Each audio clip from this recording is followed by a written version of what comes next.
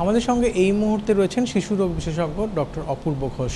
তার সঙ্গে কথা বলবো এবং জানবো এই যে প্রচণ্ড গরম চলছে, এই অবস্থায় ছোটদের জন্য বিশেষভাবে কি যত্ন নিতে হবে।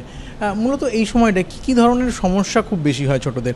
একদিকে তো টেম্পারেচার খুব বেশি, পাশাপাশি আর্দ্রতাও খুব বেশি, খুব ঘাম হচ্ছে।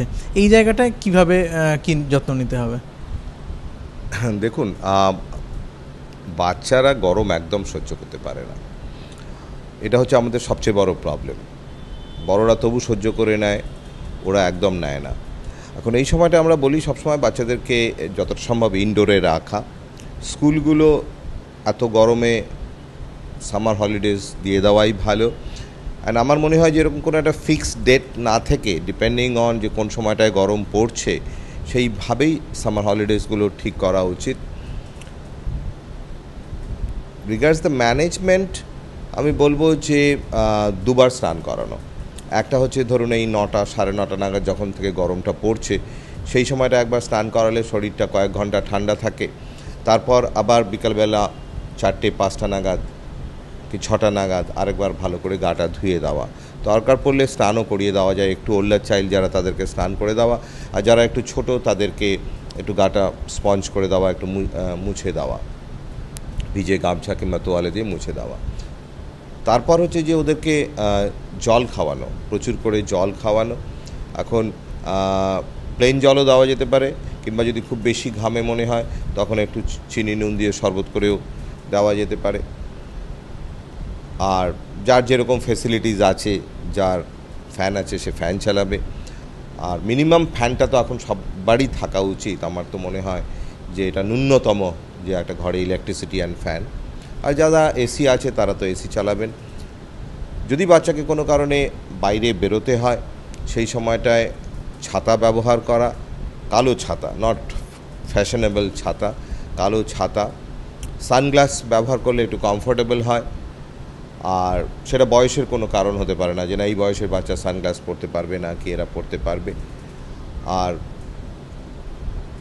খুব ভারী খাবার না খাওয়ানো, মানে ধরুন যারা বেশি জল টেনে নেয় শরীর থেকে, যেমন খুব হাই প্রোটিন ডায়েট। আপনি যদি হয়তো বিয়েবাড়িতে রাত্রে প্রচুর মাংস খেয়েছেন, দেখবেন রাত্রেবেলা উঠে আপনি জল খাচ্ছেন। তো এই প্রোটিনগুলো, খুব হাই প্রোটিন ডায়েট আপনার জল টেনে নেবে।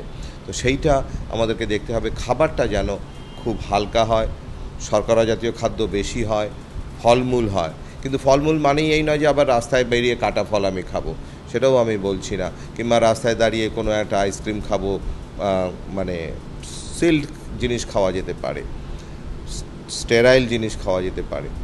আর জলটা বাইরে গেলে আপনি সাথে করে নিয়ে জলটা যাবেন। জামা কাপড়টা কটন জামা কাপড়, এবং সেটা লাইট কালারের জামা কাপড়, খুব রংচঙে জামা কাপড় নয়। সাদা হলে ভালো, কারণ আমরা জানি যে সাদা পরলে শরীরটা আমাদের একটু ঠান্ডা থাকে।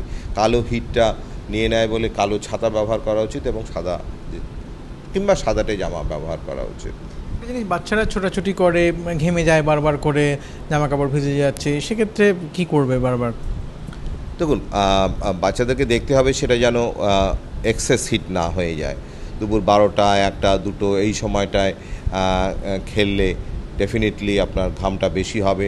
তখন তাদেরকে টাইম টু টাইম ঘামটা মুছে দেওয়া, আর একটু করে জলটা খাইয়ে দেওয়া। যদি কোনো কারণে তারা খেলতে বাধ্য থাকে, ব্যস্ত থাকে, তাহলে সেই সময়টা তাদেরকে জলটা খাইয়ে দেওয়া আর ঘামটাকে মুছে দেওয়া।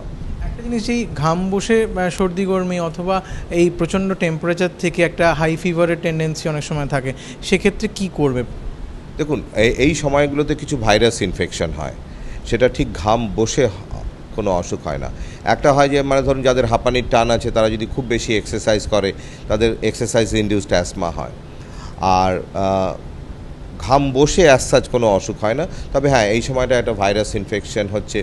সুইমিং পুল, এই সময়টাতে একটা সুইমিংয়ের সিজন, তো সুইমিং পুল থেকে কিছু ভাইরাস ইনফেকশন আমরা পাচ্ছি। এটাকে বলে অ্যাডেনো ভাইরাস অর ফ্যারিঙ্গো কনজাংটাইভাল ফিভার। চোখটা লাল হয়ে যাচ্ছে, হাই টেম্পারেচার হচ্ছে, গলাটা হচ্ছে, ইভেন নাক দিয়ে চোখ দিয়ে একটু রক্তও পড়ছে। সেটা নিয়ে এমনি ঘাবড়ানোর কিছু নেই, কারণ ওটা আস্তে আস্তে ঠিক হয়ে যায়। তবে অন্যান্য ভাইরাসের মতন যেটা 3 দিন 5 দিনে ঠিক হয়ে যায়, এটা হয়তো 7 থেকে 10 দিন লাগতে পারে। এক্ষেত্রে আলাদা করে কি চিকিৎসক হিসেবে কি পরামর্শ দেবেন? আমরা বলবো যে প্রচুর পরিমাণে জল খাওয়ান, যতটা সম্ভব ঠান্ডায় রাখুন। জ্বরের ওষুধ হিসাবে প্যারাসিটামল ছাড়া অন্য কোনো কিছু ব্যবহার না করলেই ভালো। আর যতটা সম্ভব ইনডোরে রাখা। খাদ্যটা তো আমি বলেইছি যে শর্করা জাতীয় খাদ্যটাই বেশি, ফলমূল জাতীয় খাদ্যটা বেশি, আর দিনে 2বার করে স্নান করানো। সঞ্চয় মিত্র, এবিপি আনন্দ, কলকাতা।